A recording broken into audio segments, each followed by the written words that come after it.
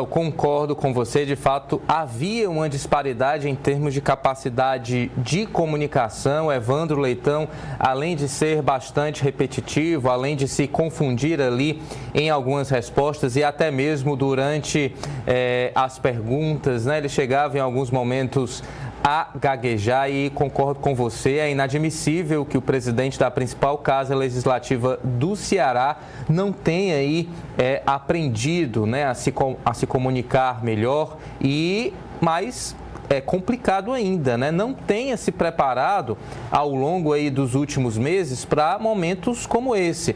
Até nos debates do primeiro turno também a gente já observava ali uma certa limitação do candidato do PT e agora, no momento ali, frente a frente com o candidato do PL, essa disparidade ficou ainda mais clara. Por outro lado, tivemos o André Fernandes ali a todo momento pedindo calma, né? Mostrando tranquilidade, praticamente não se atrapalhou durante as suas respostas e também durante as perguntas, né? Eu acredito que o momento de mais dificuldade que o André Fernandes teve, Emanuel, foi quando tivemos as perguntas de representantes da sociedade, né? Eu não me lembro bem quem foi a pessoa, mas ela perguntou sobre ESG, né? Sobre práticas de sustentabilidade na gestão pública. Ali ele meio que se enrolou, né? Meio que tergiversou sobre o assunto, acabou falando sobre saneamento.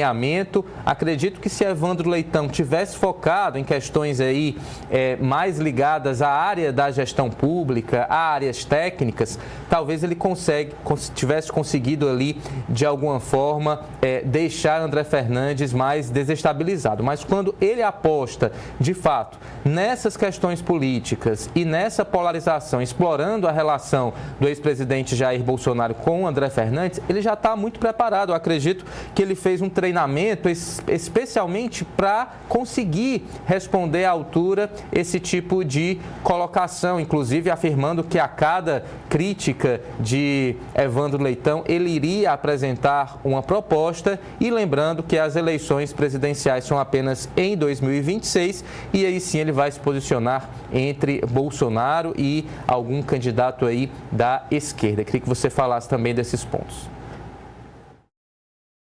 Eu fico com a impressão de que o QG da candidatura do Evandro, ou o QG que montou essa candidatura, ele tinha a impressão e a ilusão de que o André seria o grande radical e que no primeiro turno ele tombaria e que bastaria então a expertise das campanhas vitoriosas do Cid, do Evandro, e do Camilo e a surpreendente campanha do Elmano para dar como favas contadas uma disputa. E exatamente não foi isso que aconteceu. Não é?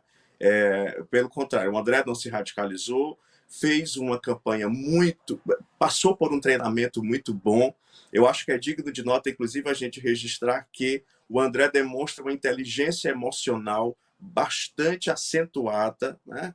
Ele em nenhum momento ele se irrita, não é? Ele consegue responder todas as questões aos ataques. Os ataques que o Evandro levou para o debate são ataques que já foram respondidos no primeiro turno, a questão da Patrícia Mello, a questão lá de Porto de Galinhas, a questão das vacinas. Então, se você observar, o Evandro colocou acusações que já foram respondidas no primeiro turno, que o André já tem a resposta pronta, e que o Evandro não demonstra uma contra-argumentação para desconstruir a resposta que já foi dada. Então, isso mostra que é, de fato, uma estratégia de repetição que não deu certo no primeiro turno e que, mesmo assim, se insiste nesse erro. Né?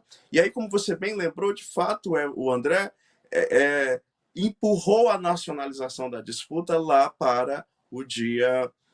lá para 2026, que é quando a eleição presidencial, de fato, acontecerá. Né? Nós podíamos ter aí um candidato do PT explorando a ideia de vários apoios que o André tem recebido, já que o André fala lá no horário gratuito que o Evandro é o candidato dos poderosos e não ele, mas os poderosos estão todos com o André nesse segundo turno. Então veja que nem isso ele é capaz de explorar. Né? Assim, se tem alguém que não está com os poderosos das máquinas partidárias, é o Evandro nesse segundo turno. Mas ele não consegue nem processar essa mensagem para o eleitor. Então, de fato, foi uma primeira experiência muito ruim. Volto a dizer que o alcance do debate da Band, ele não é tão grandioso por conta do horário, ele vai ter um alcance por conta dos recortes que já começaram a ser feitos no próprio momento de realização do debate, mas os próximos debates serão em horários mais cedo, como amanhã mesmo vai ter lá no grupo do Ponto Poder da Verdes Mares, né? Então, depois vem o do Povo.